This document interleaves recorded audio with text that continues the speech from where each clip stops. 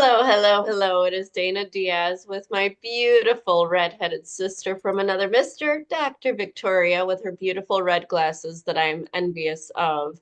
I need a pair of those. I have pink glasses somewhere. I I went don't know through where they are. They're so not. many pair to try to find, and I was like, I told my husband, I was like, I want to put on a pair of glasses and have you go, ooh, that's it, No, those are honestly, they look amazing on you. They look amazing. Thank Like I you. said, red is my favorite color anyway, but it looks like just stunning with your eyes and your hair and your lights. You just look fabulous. Thank you. My green eyes just pop. They pop. They really do, honestly. But I mean, and your hair, I mean, if people don't understand what your red hair looks like, it's just beautiful. I love I you. mean, I love it. I wish I had more something more exciting than brown hair, but in the summer I get the highlights. I get the natural highlights so I don't have to go dye my hair and so it kind of hides the grays when I have some blonde highlights in You're so there. funny. You're so Oh no, funny. I'm getting gray. It's so sad. And every once in a while I get like that Italian grandma chin hair that yeah, Doug will start laughing at me and then I run for the tweezers. I'm like, oh my God. And it's like an inch long hanging from my chin like a little goatee. Jesus Christ. It's awful. Aging. I don't recommend it. But it's better than the alternative. Ah, what's that? Dying or Yeah. being young? Yeah. Okay. Yeah, I mean, it's a slow death life, but you know. So we're going to talk today a little different. Today's episode is going to be a little different because we have so much exciting things to talk about. Number one, what happens today? What's coming out today? What is it? What is it? It's my husband's 60th birthday today. He's Oh, it's old. Drew. Happy birthday, Dougie. Yeah. Yes, he's old. What are you giving him? Keep it PG rated. Don't put this on air. I didn't get him. I You don't know sound like what to get. Michael. No, no, no, it's not that. We're having a big party for him on Saturday, but I mean, he's one of these people who has everything. He has everything he needs, and if he wants something, he goes and buys it. There is nothing you can. And when I try to buy him stuff, he's just like, "Oh, okay, thanks." And then it just sits there until I sell it on Facebook Marketplace or something. I can do that anymore, but no, honestly, or I give the stuff away. It's ridiculous. So I love him very much, Yes, you and do. that is my gift to him today and dinner and the Oh, party. hey, it sounds good to me. What else is today? Crickets. Crickets. No, my third book is being released today. That's Wait, I very didn't hear you. exciting. What? Speak My up. third book is being released today. I'm very Oh, excited. the one that I got before everybody else. The one that you got first, though. You're the only person yet who has read it outside of, well, Doug has read the first part of it. He has not read the second part yet, but Hey, I read it yeah, in like you are the 3 hours. one and only. I know. Whoop, Yeah, I went through it. I was able to read it in an entire day, but granted, I was sick that day when I was doing my final reread, but it's the shortest book I've written it yet, is. which I was pretty proud of that because I've been the publisher has been on my ass about my books are too long. Keep it to 90,000 words and under. And I go giving them like 220,000 words and 160,000 words. And, But none of the other two were like, oh my God, this is just dragging. None of yeah, them were like that. I think maybe the second one for me it dragged a little bit,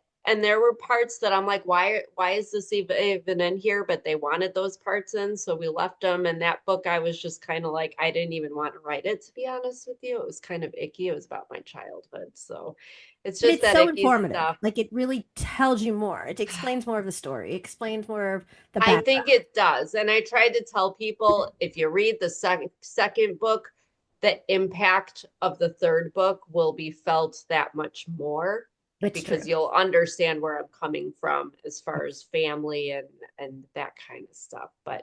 But yes, I'm very excited about that because this third book is actually the one that most people have been on my butt to write since the first book came out. Everyone wanted to know what happened next, like the next season on the show on Netflix, what happened next. And so I gave them what happened next, and it's Yes. still happening, but you got to end the book somewhere. So we Well, did, that's and the it's beginning of the coming out next one. today. And I purposely put it out today because it was Doug's 60th birthday today, and I wanted it to be momentous. I like having release dates for my books that mean something. Like my first book, which was about my first marriage, was released on my ex's birthday. And I said, it's my rebirth day Yes. releasing this book. So, you know, That's a minor nice date, gift for Doug.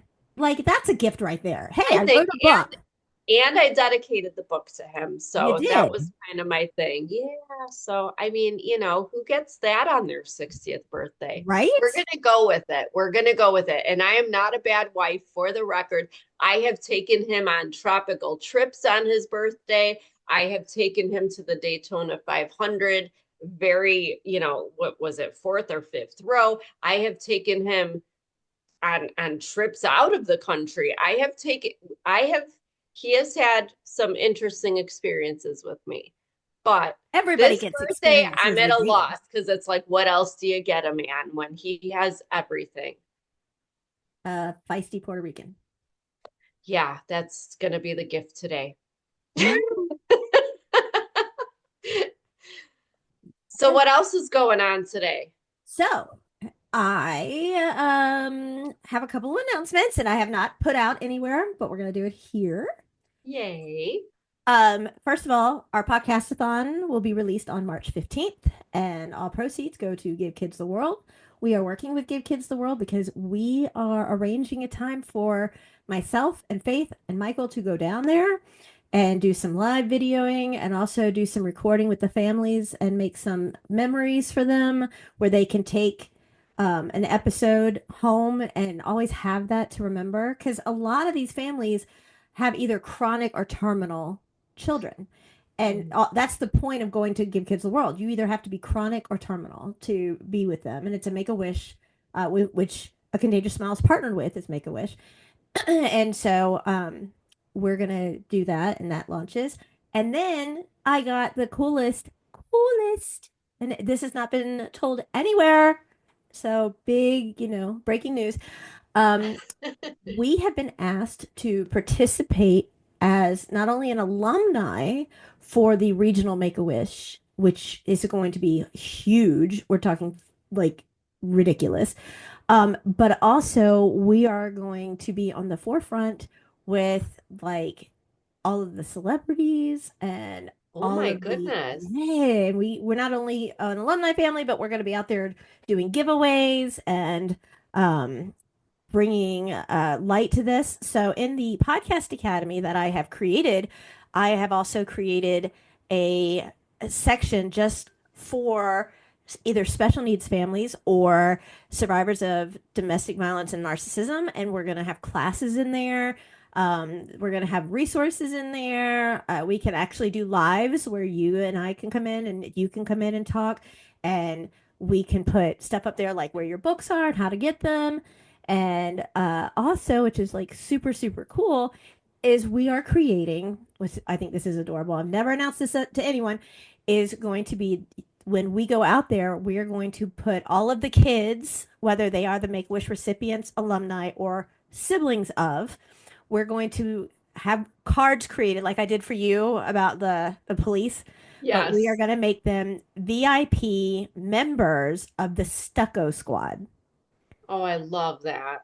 And who doesn't love a dog, right? Who doesn't love a dog? And a service dog or just a dog in general is the one best friend who wants nothing but unconditional love from you, right? They are Yeah. going to be there with you through the ups and downs. They go with you to every medical doctor's appointment. They get to go with you to x-ray and MRI and CAT scan.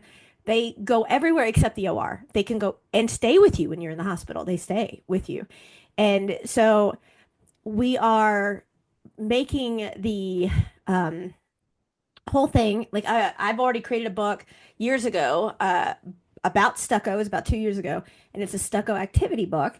And we're going to give those out to the kids, and then we're going to give them the promo card that tells them that they're now VIP of the Stucco Squad, and they are going to get to join up and take classes from Stucco, and they're going to get activity sheets from Oh, Stucco, and it's going to be where they can get birthday cards and I holiday love cards from that. Stucco.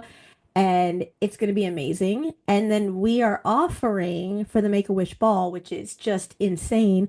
Was it 5 or 6 years ago, we were asked to attend, and it's ridiculous. To get a parking space for the ball is 25 grand, like something ridiculous, Oh my right? gosh. Heavy, heavy hitters. And we're going to offer to have um, Faith come on stage for the ball, which she's already like, I have to wear an evening gown. Like, I have to, what? I better be able, I better design it. And I'm thinking, oh my God, I got to get dressed up. And wait, my husband has to get dressed up, who on our first wedding, I had to get into a, like, you have to wear shoes. Like, he Yeah, wanted to get married in blue jeans, and I was like, you're wearing boots. Like, you're going to put boots on your feet. And so we're going to offer for a raffling to be on with Faith, who is that's cool. a Wish alumni and a successful podcaster. And we're going Yeah, to put that out there, and the highest bidder gets to do that. And we're going to offer that. So I actually have a meeting with the Make-A-Wish team on Friday, and they were so funny because they were like, "Oh, can you meet with us Thursday?" And I'm like, "I can't. I have surgery." And they're like, "Oh," and I was like, "No, it's fine. I can meet with you Friday." And they're like, "How?" And I'm like, "No, no, no, it's fine. I'll meet with you." oh, because it's you, because you're the only person in this entire universe that's just like, yeah, it's just another day. It's just the day after surgery. No big deal. So yeah, so we're meeting on Friday, and we are going to be discussing all of these amazing things. And then last night, my husband went to bed at 8 p.m., go figure. And he woke up at midnight and he was like, "What have you been doing?" I'm like, "Oh, I've created the platform for Powerhouse, and I've created the platform for Stucco Squad. And I've already had Faith help me. We've written another book about, being a kid that you don't want to be ordinary when you're Right. extraordinary, and it's amazing. And I just got to finish a few little things, and then we're gonna get the book out there." And he's like, "You guys wrote a book and you've done all that in 4 hours?" And I was like, "Yeah, like what? What?" So this is what we've been doing, and it's gonna get every time we talk about Podcast-a-thon or Make a Wish, they're going to promote it on all of their sites. So that's so super exciting. So this episode, we're going to keep it a little cleaner today because it's going to be published on Make a Wish. It's going to be published on Give Kids the World. It's going to be published on all these other sites. And so here I am saying to the parents, the moms especially, please, for the love, I have read, and I'm a special needs mom. I'm a special needs person myself. I have read every one of Dana's books. And I would say this and have said this when I've interviewed other people or been interviewed myself without Dana anywhere around, and she didn't know that her books are a must read. They really, really are. And so go get them. I'm thrilled that her third one has come out today. I'm privileged to say that I've read it ahead of time. I'm very comfortable in saying it's very informative and it's amazing. It really does reflect and help you really open your eyes to a lot of things you might not have had clarity on before. And so we're going to bring Dana into the world of Make a Wish and Give Kids the World apparently today. I love that. And, it's funny because I always loved the Make-A-Wish Foundation. I even remember like in grade school and high school, every once in a while there's some project in some class and we're going to have a fundraiser. And I always picked Make-A-Wish because I just always felt like even though I wasn't in the happiest of homes, which is an understatement, I always thought, there's always somebody that's worse off than me. At least I have my legs and my arms and and I hate using the word normal, but forgive me without I'm not trying to offend, but I'm able to function as a person is able to function, fully. And that's not to say that anybody else couldn't, but without any modifications. And I just always kind of kept that in the back of my head, like how lucky am I? Like, yeah, I go through stuff. Who the hell hasn't gone through stuff? We've all Right, been through stuff. right, But for those people who may not have a tomorrow, those kids that were my age but were suffering some horrible, terrible illness, I just wanted to be able I just love the idea of being able to give back to them and say, here is something. Here's the highlight of your life. Here's something nobody else will have to treasure this memory except for you. And how amazing that is that people are continuing to do that to this day. So I love that. I love being a part of it. And I thank you for bringing me on and for the nice words about my books, Oh, because it's you have just written good. many, many a book too, my dear.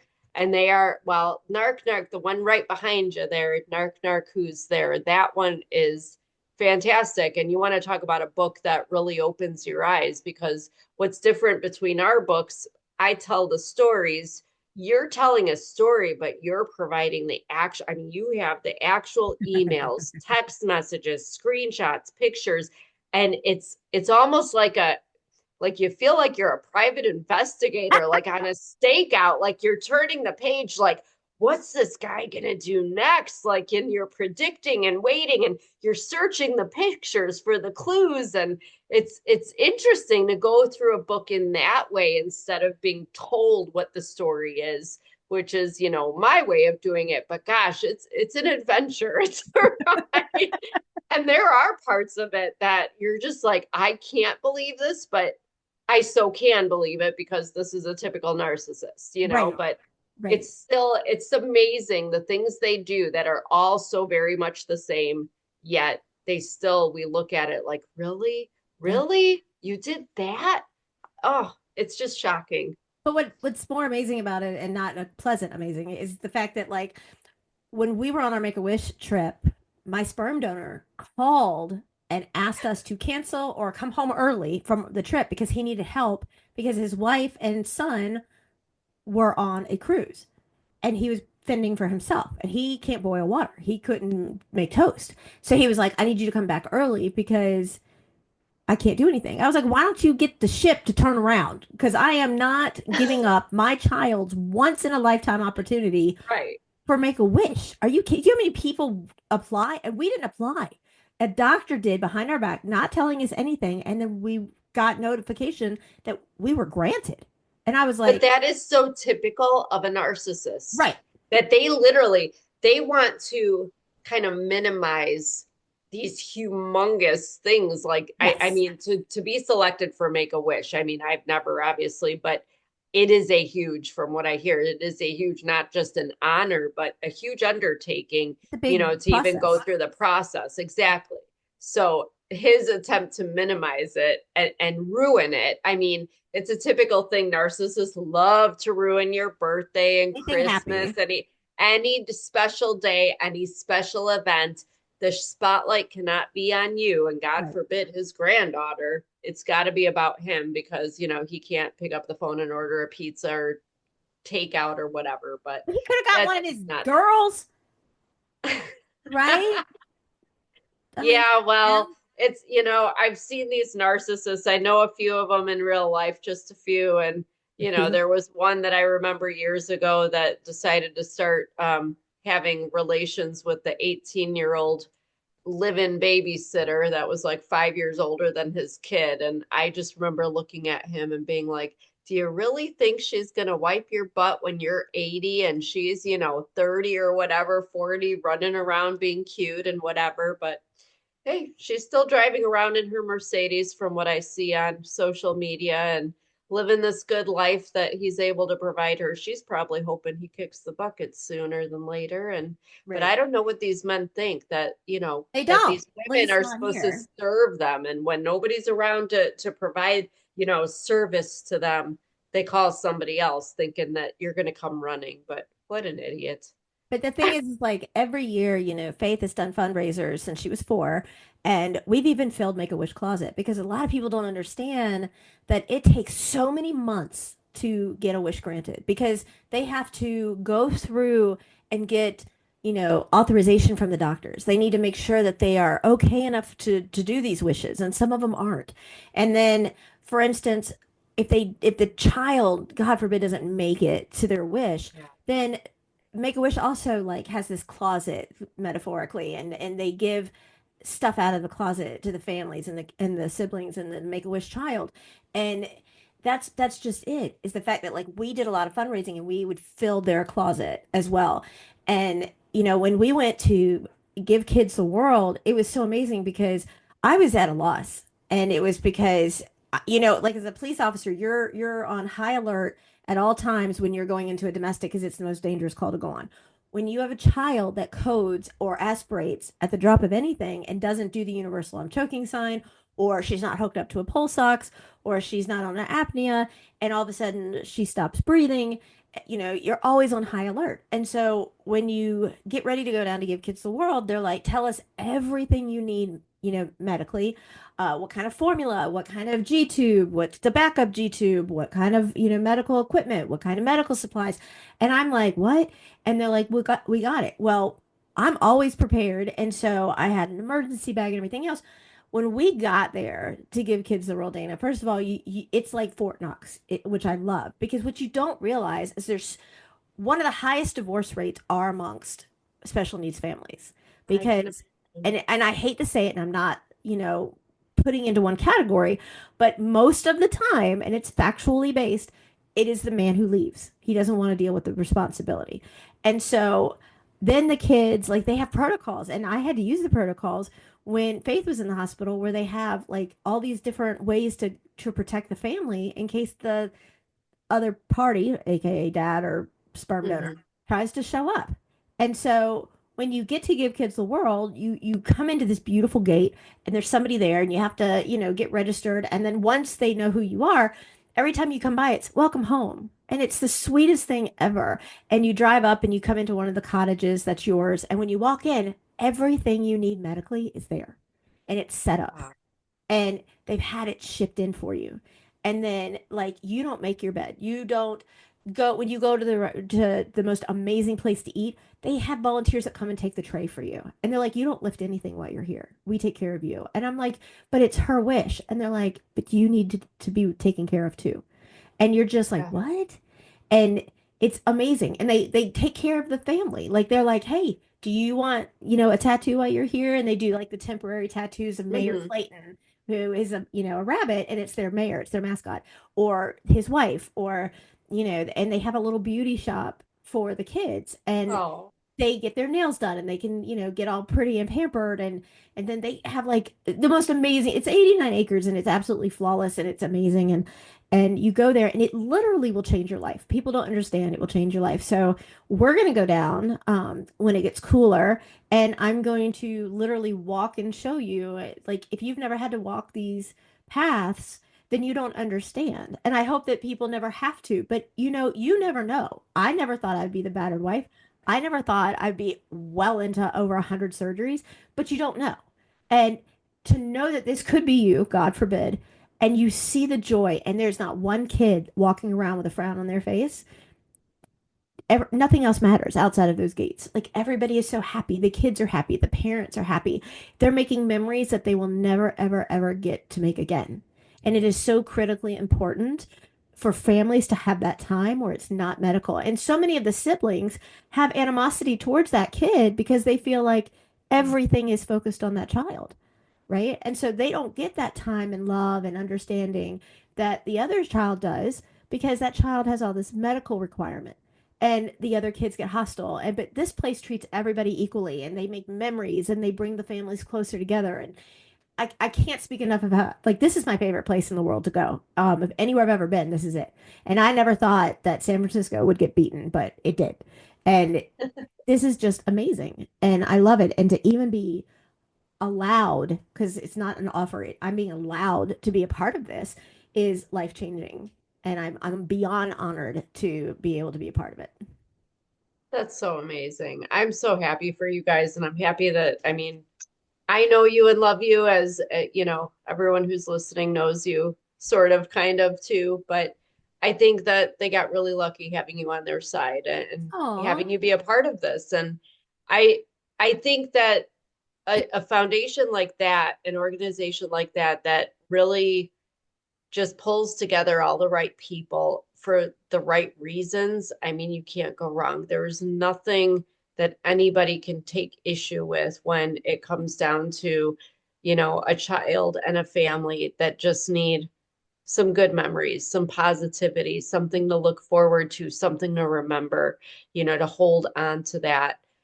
So I love that. I love everything that you just said, and I just can't wait to see and hear and all the things that you share with us. So Well, this I'm is bringing you super with cool. me, but one of her wish was Harry Potter, and I was so behind because I hadn't seen or really focused on the movie. Yeah. And when we got there, they were like, okay, do not get a wand, do not get this, do not get that. And they're like telling us, I'm like, okay. And they have a building at Universal that Yeah. is only for Make-A-Wish kids. You cannot get into this building unless you're a Make-A-Wish kid. And we get in there and we're supposed to be there at a certain time. And we get like, first of all, you get to go in front of everybody. You have your own entrance into every single ride at Disney and Universal and Epcot. Like, and people are stunned. They're like, why do they get to cut in line? And the attendees are like, you don't want to go through what they've been through to be able Right. to have that ability. And so we did all the rides and the elevators and all that stuff at Harry Potter. And all of a sudden, like we're doing all these things, and then they take us to this building and they're like, okay, stay right here for just a minute. And then we walk down, and as we walk down, you've seen Harry Potter, right? Mhm. Okay. So as we're walking down, there's all like we're in a library and Mm. and we're going through, and every aisle where there's books is a member of the Harry Potter school or whatever, and they're bowing to Faith as we walk down the corridor. And we walk down and we walk down and we walk down, and like it gets so dark and we're like, what are we doing? And they're like, get the camera ready. Well, they also I had a photographer with us, and they're like, just get it. And so Yeah. I have none idea of what's going on. And she's so cute. And all of a sudden the light comes on, and the wand maker from every single movie of Harry Potter was in front of us. And she's like, and he says, it's time for you to, the wand picks you. You don't pick the wand. And so I'm like looking over and what? And I have no clue. And so they try to give her a couple of wands, and they teach her a couple, he teaches her some potion or whatever. Yeah. And like all of a sudden she makes everything fall off the wall. And then, he's like, oh, aha, I got it. And it was like the third or fourth wand. And all of a sudden, like the lights come on and wind, and all of her hair is like whoosh. And, it's just amazing. And then he's teaching her these words to say, and everything she is being taught is happening. And then he spends like half a day with us, and he's like, okay, when you see this and this and this, do it. So when we're walking around, we had to like sign all this. I signed all this stuff. We got Harry Potter's wand from the second movie, and then, or one of the wands he used, and then we got the cloak of Hermione for her to wear Wow. while we're walking around, and a map. And so we walk out, and she uses this little phrase, and then a frog starts spitting water out of his mouth. And we go to these places, and then we have a guide with us, and he's telling her to, no, right here, do it. And then like all of a sudden this one person disappears, and she's like, ha ha ha, like she's all, and this goes through the whole day. And then we had Shaggy and Scooby escort us around, and Oh, cool. that was so incredibly cool. And then Betty Boop comes up to us, and she's looking at me like, who is this? Like, she's no idea who Betty Boop is. And then one of the mummies, like, who's like 8 feet tall, looks down at her. That scared the bejeebies out of her. And she tried everything to wand him away, and it didn't work. Yeah. So, I mean, this went on and on. And then another part of her wish, I don't know if you ever saw Dolphin Tale, but I did. That's an old one, but right. yeah. I took her to see that in the movie, and she looks at me and goes, I get it. Winter has no tail. I have no tongue. And I'm sitting there bawling in the movie, Oh. and she's like, Winter can swim and I can speak. And I was just, so we went to swim with Winter as well on our trip. And Winter gave Faith her favorite stuffed animal. And like, I have pictures of them playing together and having so much fun. And Winter has passed away since, but Oh. just amazing. Oh, amazing. So she was in love with this whole concept. So I got a tattoo of Winter on my arm. And because I have so many scars, I didn't want to see them. And so I've tattooed our journey to kind of cover up a lot of the scars. So part of our Make a Wish trip came from there. But to see these, and we were just walking with a whole bunch of other Make a Wish kids, and everybody was so happy. And I know this is not the premise of the show, and I apologize for that. But the thing is that everyone who listens to us has been through heroic, horrific things, and they are heroes now because they've come out on the other side. We were torn to pieces and we came out on top. And that's what the same is for these kids. And that's why I say I'm sorry because normally we're so on topic, but in a way we still are because these kids had their own fight and they're still fighting, but they're happy and they have a smile and there's so much we can learn from them. And it's a really big 100%. deal. And it's such I an think it's a huge deal. I think that's actually perfect how you said that because I think people forget before you start your healing journey, whether it's a physical healing or a mental journey of healing, you honestly cannot even conceive of having anything good happen to you right, ever again. right. You lose hope. I'm laughing because I laugh when I'm nervous because I remember feeling like this is it. I'm just gonna die one day and that was it. Like what a waste of a life. And hopefully one day everybody wakes up or somebody else opens your eyes to what life can be if you look to see that side of it. And for these kids, they're experiencing things they could have never even imagined in their wildest dreams, or it's their wildest dreams coming true, which is the premise of the foundation. But I think we forget that we too have that power, even if you've never been through anything horrific. But if you have and you've lost that hope and you've lost sight of who you are and what you want in life, you just have to think it up. And I think that we think that we're asking too much or we feel selfish that, well, it would be selfish for me to make a decision that's good for me or that has anything to do with anything that I want in life. God forbid I follow my heart, follow my dreams, do something I want to do, especially when some of us have been in situations, especially when there is domestic violence involved. I mean, you're afraid to even look at somebody the wrong way. You're afraid to wear something, whether it be lipstick, a certain shirt, a dress. You're afraid what you're going to cook for dinner. Right. And it's so scary that the idea that I can have a dream, I can do something that I would like to do, I can have something that I've always wanted actually come to fruition. We lose that. And I think part of finding ourselves again is I say like indulging yourself. Right. I remember for me, it was the simplest thing. I didn't have make a wish for narcissistic abuse, but I remember the first night my ex was not living under the same roof as me. I was like, oh my gosh, for how many years dinner had to be a meat and two sides, but I couldn't have the same meat two consecutive nights. And the sides couldn't be like two carbs or two starches or whatever. And there had to be two. There had to be two. God forbid I made like one side. It was so stringent. And I was like, oh my gosh, I don't know what to make for dinner. And then I was like, Veggie oh, plate. but I can have what I want for dinner. And you know what I had? I had a pint of butter pecan ice cream because I said, F There it. you That's go. what I want. That's what Yeah. I want. And it's such a simple thing. And It's somebody's so going to say, simple. oh, butter pecan ice cream for dinner is nothing compared to a child who's terminally ill at Make a Wish. But at the same thing, isn't that kind of like your own little Make a Wish? The little indulgences that we don't allow ourselves, the things we don't give ourselves permission to experience because oh, we don't want to upset anyone. We don't want to upset the peace. We don't want to, Right. go across any boundaries that have been set for us as if we're a dog in a yard with an invisible fence. Because if you cross that line, you're going to get shocked.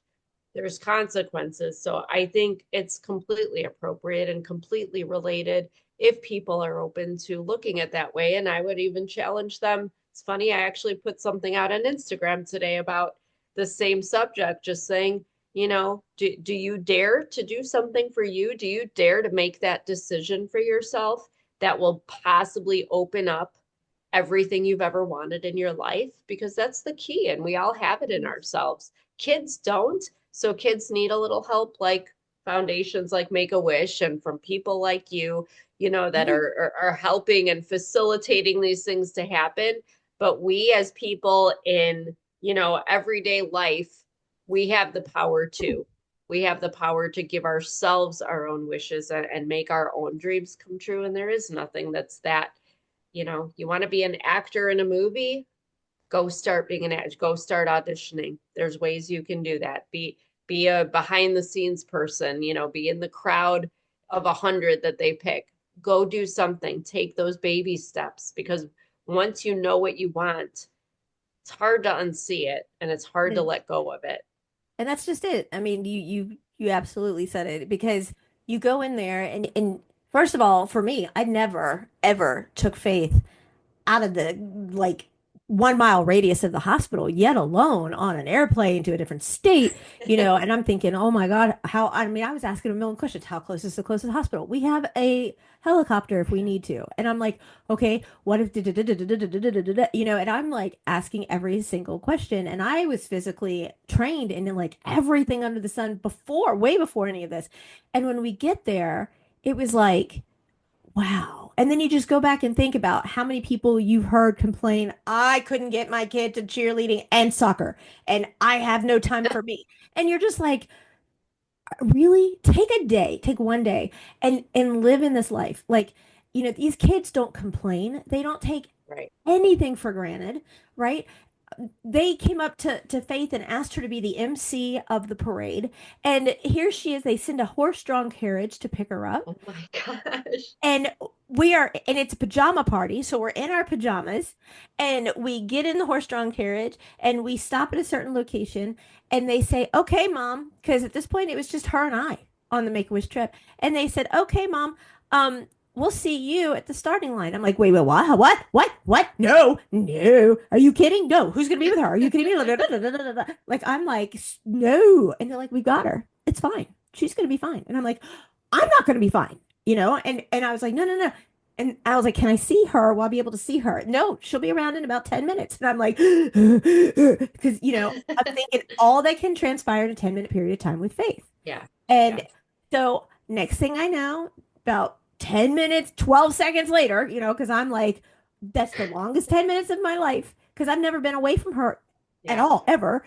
She's in the hospital. I stay with her. I go home. She goes home.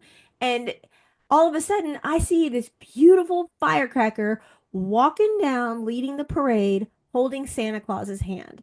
And I'm videoing it. And she's waving at everybody, and there's the gingerbread man behind her, and there's elves behind her, and there's all these magical characters behind her, and she thinks she's the cat's meow, and she is. And she is just walking around happy and just scooting her little tushy, and that she gets on stage, and Santa is on there, and he's like, okay, I'm gonna have you do something. Now we are in Florida. And he goes, okay, I want you to count to three, and I want you to say, make it snow. And she's like, okay. And back then she had really bad apraxia and people had such a hard time distinguishing what she was saying. And so she goes, one, I have it on video, I'm going to send it to you. Two, and she's looking all around with her eyes, looking around everywhere. And she's looking up like, I don't see anything. And then she goes, three. And then all you see is snow everywhere, That's coming out cool. of everywhere.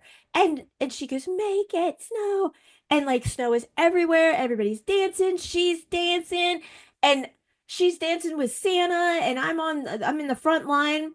And you don't remember a doggone thing about anything medical at that point. You're not thinking about that feeding tube or seizures. You're not thinking about anything. You're watching that gorgeous child just laugh, belly laugh, being so happy and full of life and love and happiness. And I look to my left and I look to my right, and there's kids there in wheelchairs, there's kids there hooked up to IVs, and every single one of them has the biggest smile on their face. They are so happy. There are kids leaning back, like wanting to feel the snow on their face. They are dancing around. Here comes the gingerbread man dancing with the kids. Here comes Mayor Clayton dancing with the kids and his wife. Mhm. And everybody is just dancing around, having a good time. And no one is thinking about their next operation or their next chemo treatment or their next transplant or whatever it is. And it's so amazing to have the power to give that to a family. And that's what They do, and it's so amazing. And then like if they can't sleep, you can go to the carousel and nobody's on it, and it's 10 o'clock at night, and you know what? They're gonna let you get on it and they're gonna run it for you. And that is what is so amazing. They have wheelchairs at the pool that are water resistant, so you can safely get in. I don't know how they do it, and they can get submerged into the water, not over their head or anything, and then they have putt putt where you go in there and like the little ball pops out. So you don't have to worry about how you can't play. This is all made so that everybody can experience it. And they have some of the rides that Disney and Universal have, and you can get on them in a wheelchair. You know, you can go, and every night is a different party. They have a different themed party every single night. And then all of a sudden you see characters walking around like from Disney and Universal that maybe the kids couldn't get to because they weren't feeling so good that day. But you don't know that because these kids have this huge smile on their face. And it is the most amazing experience you could ever have in your life. And I just cannot say it enough because, you know, nothing else matters at the end of the day. You know, jobs come and go. People who really don't authentically mean to be in your life for whatever reason, they come and go. But your heart, when you're a true, authentic parent and you're truly loving your child, then that is your life. That is your child.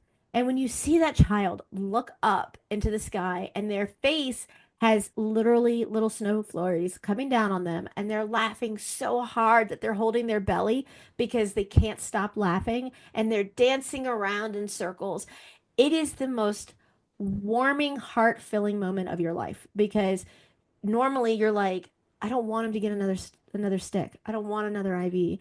You know, how much more can they take? They're little kids. It's not fair. But they don't think about any of that. You know, Faith said something to me that blew my mind. She said, "You had a life before me, and now you have a totally different life because of me. And that's not fair for you." And I was like, "Are you crazy? You gave me my life. You made me who I am. You make me want to be a better person because you're so amazing. Your heart is so big that I want to be you because of how amazing you are." I mean, she'll come out of surgery and we'll come out of day surgery and she'll see kids and they're all scared and sad and she'll be like, "Can I talk to them for a minute?" And she's like, "I just had surgery. You're going to be fine." And she'll cheer them up. Yeah. And that's just her heart. And that's where these kids are.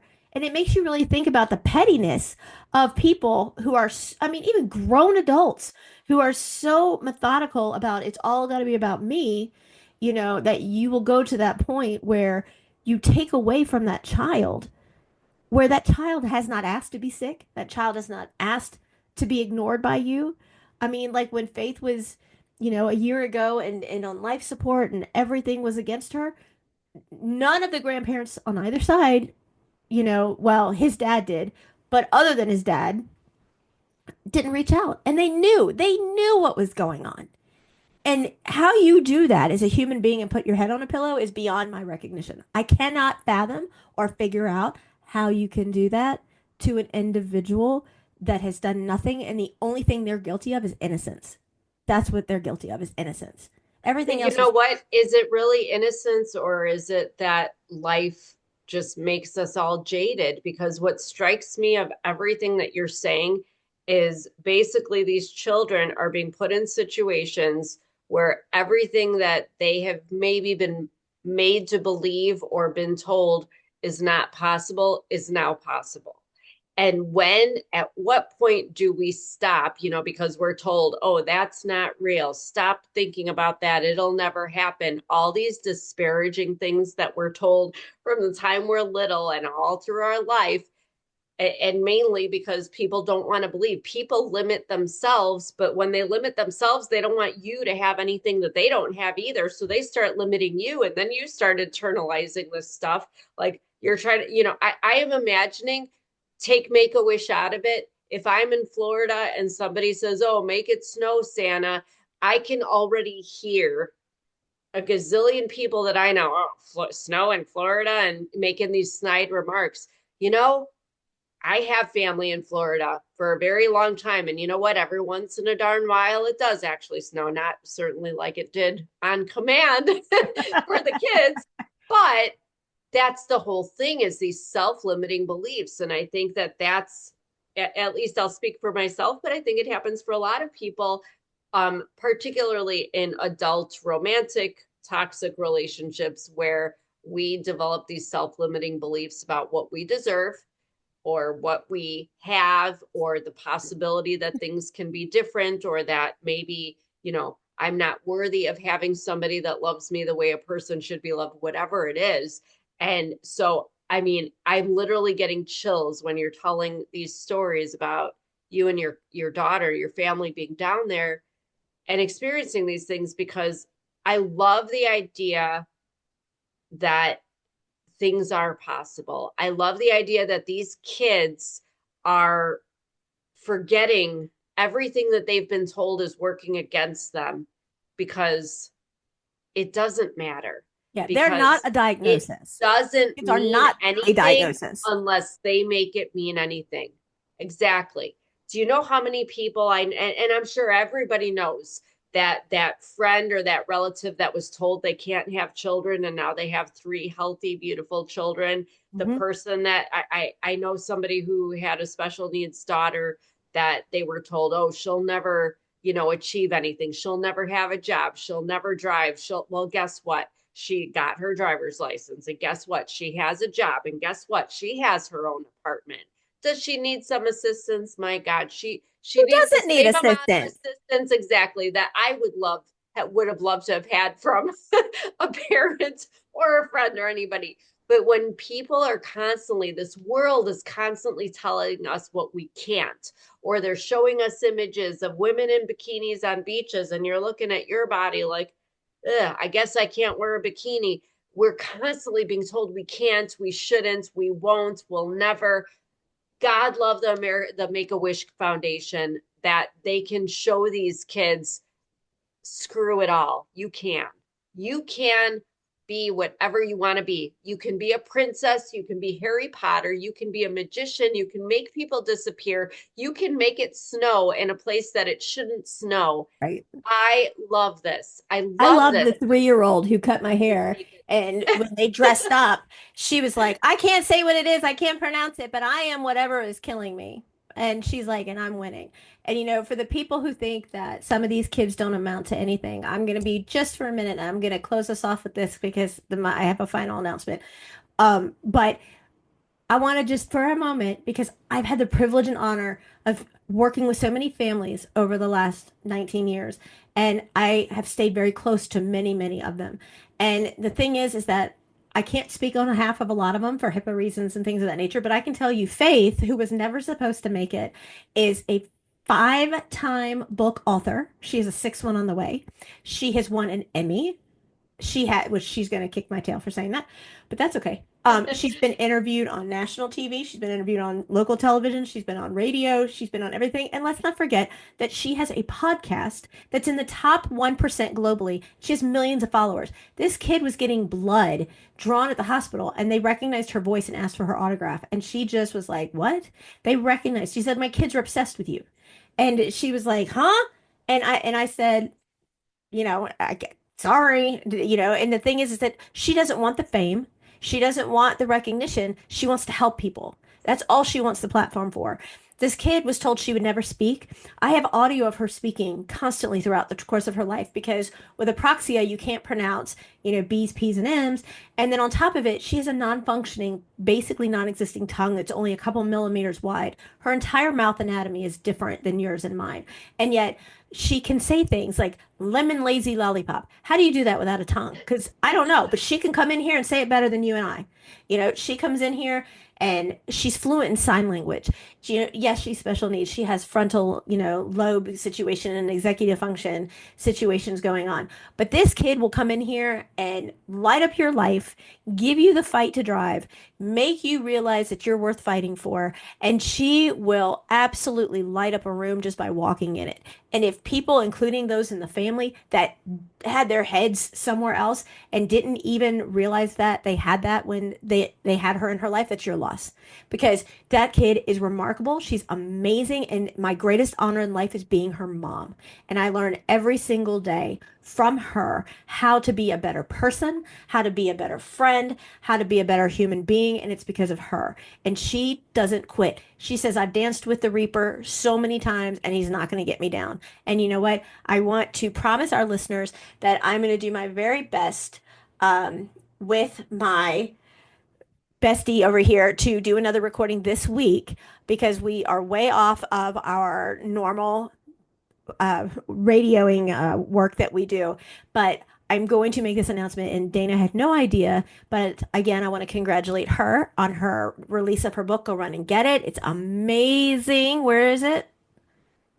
Well, I don't know. I don't even know if we've pushed the button yet at the publisher's office. It's called Rising from the Ashes, Breaking the Cycle of Narcissistic Abuse. But thank you. Anywhere books are sold online, but if you go to my website, danasdiaz.com, all three books are there. Click the link. I think it takes you to Amazon. You can get the ebook or the regular book, either way. But thank you for that. And of course, I want to thank Podcast-a-thon and I want to thank Make-A-Wish and I want to thank Give Kids the World. And like I said, Dana and I will do everything we can this week. I'll put out a second episode to replace this one. But I want to surprise Dana because I did not tell her I was doing this. I am not deceitful. I just have a little, I have a little faith in me. Like I have a little faith in me. I want to thank you, Dana, for helping me complete the Podcast-a-thon episode that I will be airing on behalf of Make-A-Wish and behalf of Podcast-a-thon that will be put out globally to bring awareness to these amazing organizations. And so I want to thank you for doing that with me today. Well, there is no need to thank me. You know I adore you and I'm in this with you. And it's just funny, divine intervention sometimes brings people together that would have never met before. And we were very fortunate that I wrote a book and you had a podcast and there we met. And it's just been, literally, you guys are like family to me. And I'm just going to say one thing in response to everything you said about your daughter. She may not want fame or be doing this for any personal reasons, but the thing is what she represents to other kids, the things that they relate to about her, the fact that she does what she has been told she would never do, they hold on to that hope because they want that for themselves. And don't we all? Don't we all? Yeah. And that kid also, I'm pretty well healed, still have some way to go like we all do, but every single day, I'm going to cry now.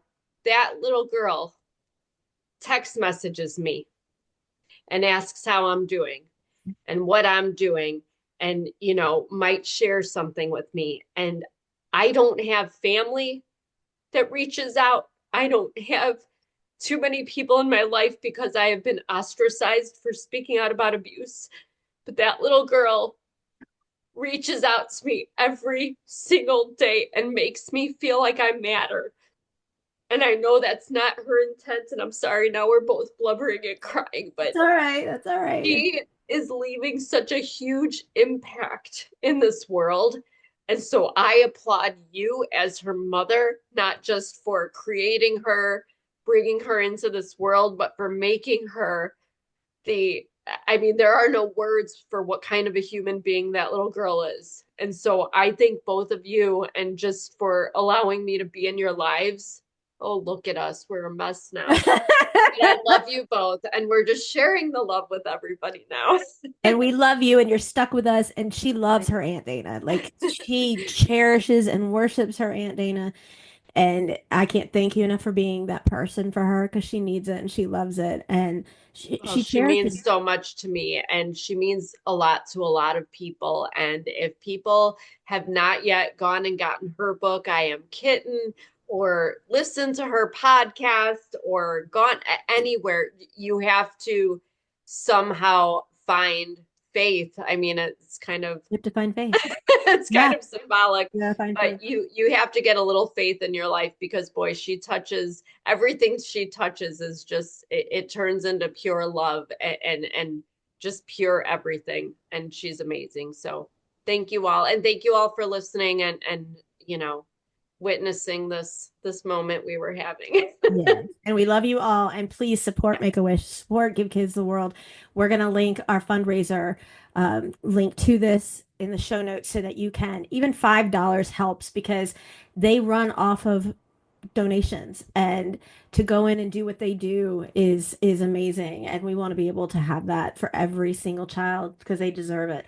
So I want to thank you again, and surprise, I'm sorry I threw this at you as a surprise at the very end, No, this is great. Good but news. thank you guys for listening, and we will be with you guys again soon. Peace out.